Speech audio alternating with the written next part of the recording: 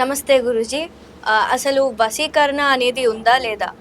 ఈ మధ్య సోషల్ మీడియాలో కూడా చాలా ఫేమస్ అవుతుంది. భార్యాభర్తలు కానీ ప్రేమించుకున్న వాళ్ళు కానీ వాళ్ళు మళ్ళీ కలవడానికి వశీకరణ అనేది పనిచేస్తుందా? ఓం నమ శివాయ. అమ్మ, వశీకరణలో కొన్ని రూపాలు ఉంటాయి, కొన్ని రకాలు ఉంటాయి. స్త్రీ పురుషుల వశీకరణ ఒకటి, భార్యాభర్తల వశీకరణ ఒకటి, ప్రేమించుకున్న వాళ్ళు కలవటం కోసం, వాళ్ళని ఇష్టపడ్డ వాళ్ళని పెళ్లి చేసుకోవడం కోసం ఉండే వశీకరణ.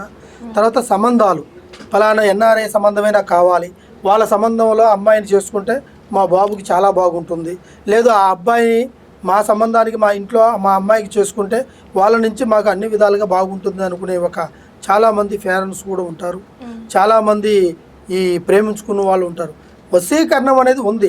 దాన్ని ఈ మధ్యకాలంలో కొంతమంది రకరకాలుగా దాన్ని యూజ్ చేసి దానికి ఉన్న ఒక ప్రక్రియని చెడగొట్టేస్తున్నారు కొంతమంది. వశీకరణ ఉండే విధానాన్ని బట్టి కొంతమందికి ఆ వశీకరణంలో ఆ పట్టు విధానాన్ని దాన్ని తెలుసుకొని వాళ్ళ నామకారణం మీద, వాళ్ళ ఫోటోల మీద, వాళ్ళ పేరు బలాల మీద వశీకరణాన్ని మనం జరిపించవచ్చు. గతంలో 100 సంవత్సరాలకు ముందు ఉన్ననాటి ఈ వశీకరణంలోనే కంటిల ద్వారాగా మనిషిని వశీకరణం చేసుకునేవి కూడా ఉన్నాయి. అది పూర్వకాలంలో అరిందా, మనిషిని చూడంగానే అది ఆకట్టుకోవడం, మనిషి మాటలను బట్టి దానికి అల్లుకుపోవడము, అలాగా ఆ మనిషి వస్త్రాన్ని బట్టి మనం అల్లుకుపోవడము, ఇలాగ కొన్ని ప్రక్రియలు గతం నుంచి జరుగుకుంటూ వస్తున్నాయి. ఇప్పుడు ఈ జనరేషన్లో కూడా వశీకరణాలు ఉన్నాయి. దాని ప్రకారము ఇరుతుందా, ప్రేమించిన వాళ్ళు పెళ్లి చేసుకోవాలనుకునే వాళ్ళకి కొంతమంది వాళ్ళు విడిపోతుంటారు. మరి వాళ్ళు దూరం అయిపోయిన తర్వాత ఆ అమ్మాయి అదే బాధతో ఉండి చాలా వరకు తన కెరీర్ని కూడా దెబ్బతీసుకొని ఆ అబ్బాయి మీద చాలా వరకు ఇంట్రెస్ట్ పెట్టుకొని ఆ అబ్బాయి కావాలనుకొని చాలా వరకు అమ్మాయిలు కుంగిపోయే వాళ్ళు ఉన్నారు. అదేవిధంగా అబ్బాయిలు కూడా ఆ అమ్మాయి మీద ఇంట్రెస్ట్ పెట్టుకొని తొలి పరిచయంలోనే వాళ్ళ ప్రేమ అనురాగానికి బంధన కలిగి తర్వాత మధ్యలో ఆటంకం కలిగిన తర్వాత దూరం అయిపోయిన తర్వాత తన మైండ్ సెట్, ఆ స్త్రీ కానీ పురుషుడు కానీ ఒక కెరీర్ని దాన్ని చూసుకోవాలి, తను చేసుకునే లక్ష్యం మీద నిలబెట్టుకోవాలన్న ఆలోచనని మర్చిపోయి వాళ్ళ జీవిత గమ్యాన్నే వదిలేస్తున్నారు. ఎవరు చెప్పిన మాట వినకుండా పోవడము, పెద్దవాళ్ళ మాట వినకుండా పోవడము, నాకు అదే కావాలని పంతం పట్టుకొని కూర్చోవడము, దీనివల్ల వాళ్ళ లైఫే స్పాయిల్ అయిపోతుంది ఈ మధ్యకాలంలో. అందులో స్టూడెంట్స్ నుంచి కూడా చాలా విమర్శలు వస్తున్నాయి. ఎందుకంటే వాళ్ళు గట్టిగా ఆలోచనలు పెట్టుకొని మనసులో ఒకటి బయట ఒకటి చేసేవాళ్ళు కొంతమంది ఉంటారు. అర్థందా? ఇందులో కొంతమంది ఈ ప్రేమకు అనేది విలువ తెలియనీయకుండా, ఆ ప్రేమ అనే 2 అక్షరాలకి మంచి బంధం అనేది లేకోకుండా కొంతమంది బయట జరుగుతున్నవి ఈ యొక్క ప్రేమికుల మధ్య కొన్ని విభేదాలు ఏర్పడుతున్నాయి. ఎలా అంటే ఆస్తిని చూసో, అంతస్తును చూసో, ఐశ్వర్యాన్ని చూసో, అందాన్ని చూసే మోసపోతున్నారు, నష్టపోతున్నారు. తర్వాత వాళ్ళ జీవిత లక్ష్యాన్ని వదిలేసుకొని వాళ్ళు అదే తప్పుడు దారిలోకి పోతున్నారు. వాడు ఎప్పుడు బాగుపడేది, ఆ స్త్రీ ఎప్పుడు మంచిగా పేరు తెచ్చుకునేది, వాళ్ళ తల్లిదండ్రులు ఆ కుటుంబం మీద ఎన్నో ఆలోచనలు పెట్టుకుని ఎన్నో ఆశలు పెట్టుకుంటారు. బిడ్డలు చదువుకుపోవాలి, మంచి చదువులు చదవాలి, మంచి పేరు సంపాదించుకోవాలి, తల్లిదండ్రుల మాట కాదనుకోకుండా చెప్పిన మాట ప్రకారము పెద్దలు మెచ్చి చూసి పెళ్లి చేస్తే ఆ పెళ్లి జరుగుతుంది, సంతోషంగా ఉండాలనుకునే ఒక ఆలోచనలు ఆ స్త్రీలలో కానీ పురుషులలో కానీ తగ్గిపోయింది. ఇప్పుడు వాళ్ళ మనసుకు నచ్చింది, తన కెరీర్కి నచ్చింది, తన జీవితంలో ఈ అమ్మాయి అయితేనే బాగుంటుందని ఒక ఆలోచనతో తీసుకునే నిర్ణయాల వల్ల తన బుద్ధి ఎలాంటిదో, తన కెరీర్ ఎలాంటిదో, తన క్యారెక్టర్ ఎలాంటిదో, వాడి క్యారెక్టర్ ఎలాంటిదో ఎవరికి తెలియకోకుండా ఒక ప్రేమ అనే ఒక ముసుగులాట్లో పడిపోయి దాన్ని ఒక కామరూపంగా మార్చేసి జీవితంలో మనశ్శాంతి లేకుండా అతను ప్రేమించి పెళ్లి చేసుకోవాలి, పెళ్లి చేసుకున్న వాళ్ళకి కూడా వాళ్ళకి ఒక అవమానపరంగా నిలబడిపోయింది ఈ యొక్క ప్రేమ. ఇందులో నిజాలు ఎంతో అబద్ధం ఎంతో ఎవరికి తెలియట్లేదు.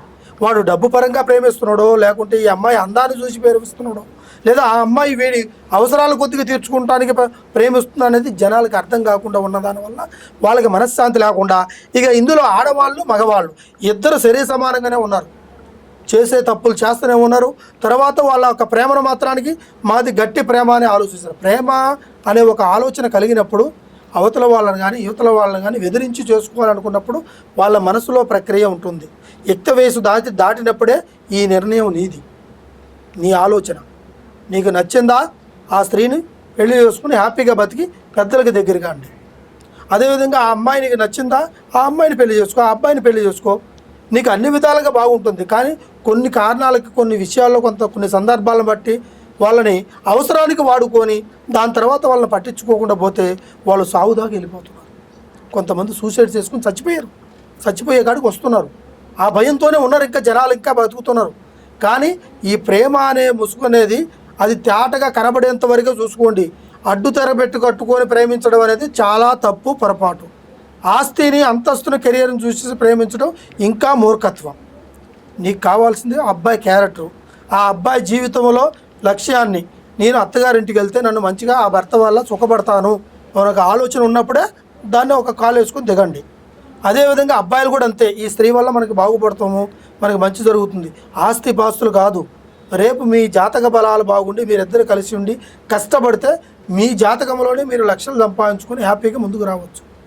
ముందు మీ యొక్క అండర్స్టాండింగ్ కరెక్ట్గా లేకపోతే రేపు మ్యారేజీ తర్వాత మీరు కొన్ని బాధ్యతలు తీసుకోవాల్సి వస్తుంది.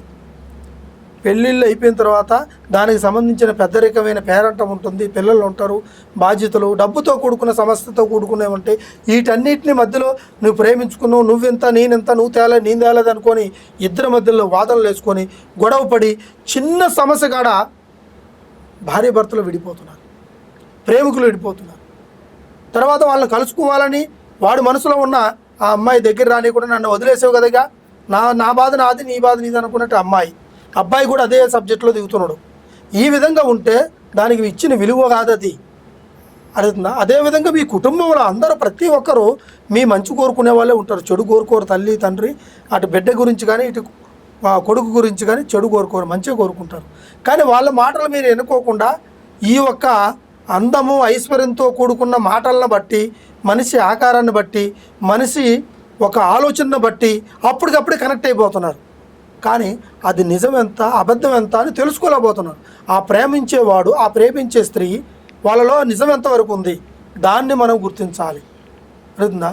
ఈరోజు కనబడే మనం డ్రెస్సుతో వేసుకున్న అందమే కానీ, మన ఒంట్లోంచి వచ్చే కలర్తో కానీ, మనం సంపాదించుకుని మనం వేసుకున్న నగలతో వచ్చిన అలంకారంతో వచ్చింది కానీ అది దాన్ని ప్రేమ అన్నారు, వ్యామోహం అంటారు.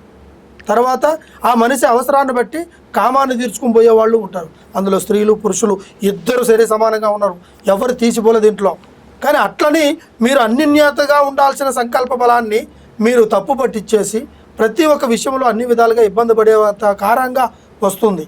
ఇందులో ప్రేమించుకొని పెళ్లి చేసుకొని మంచిగా బతుకున్న వాళ్ళకు కూడా ఇది ఒక అవమానంగా మిగిలిపోతుంది.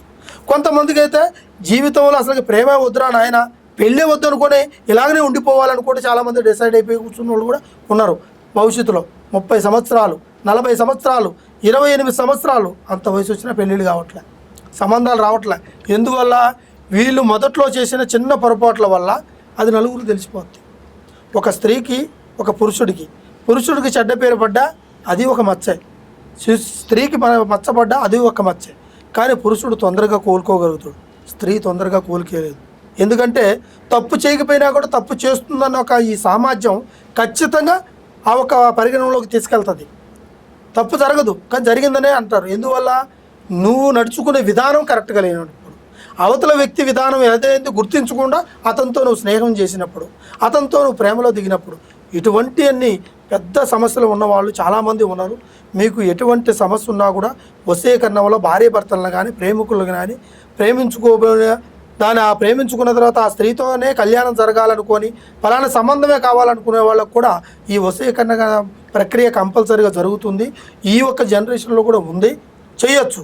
కానీ దానికి తగినట్టుగా మీరు తీసుకునే నిర్ణయం కరెక్టా కాదని 1-2 సార్లు చెక్ చేసుకోవాలి. మీ సొంత నిర్ణయాలే, కానీ ఆ సొంత నిర్ణయాల్లో రేపు మీ జీవితాలు కూడా దాని మీద ఆధారపడి ఉన్నాయి. అలా కాకోకుండా మీ సొంత నిర్ణయాలు తీసుకొని తప్పుడు దారిలో నడిచి తప్పు జరిగిపోయిన తర్వాత మీ జీవితంలో మళ్ళీ కోలుకోవాలంటే మీరు ఎన్ని జన్మలు ఎత్తినా ఆ ఒక్క సంకల్పాన్ని కోలుకోలేరు. ఎందుకంటే ఆ అవమానం, ఆ బాధ, నలుగురిలో ఒక చెడ్డ పేరు, తల్లిదండ్రులకు వచ్చిన చెడ్డ పేరు, ఇవన్నీ మీ మనసులో ప్రతి ఒక్క చోట మిమ్మల్ని ఇబ్బంది పెడుతూనే ఉంటాయి. కాబట్టి అన్నిట్లో చూసి ఆలోచించే ఏ నిర్ణయమైనా తీసుకోండి. ఎటువంటి సమస్య ఉన్నా కూడా ఒకసారి ఈ గురువు గారిని సంప్రదించండి. ఈ గురువు గారిని సంప్రదిస్తే కంపల్సరీగా మీకు అన్యోన్యతగా మీ కుటుంబానికి అన్ని విధాలుగా మంచి చేసి, మీ ప్రేమికులకు కానీ, లేదు మీ విడిపోయిన జంటకు కానీ, లేదు మీ భార్య భర్తల మధ్యలో గొడవలు జరిగి దూరం అయిపోయిన వాళ్ళకి కానీ కంపల్సరీగా ఈ వశీకరణం అనే ప్రక్రియ జరుగుతుంది. సర్వే జనా సుఖినో భవంతు. లైక్ చేయండి, షేర్ చేయండి, సబ్స్క్రైబ్ చేయండి. మరిన్ని వీడియోల కోసం బెల్ సింబల్ పై క్లిక్ చేయండి.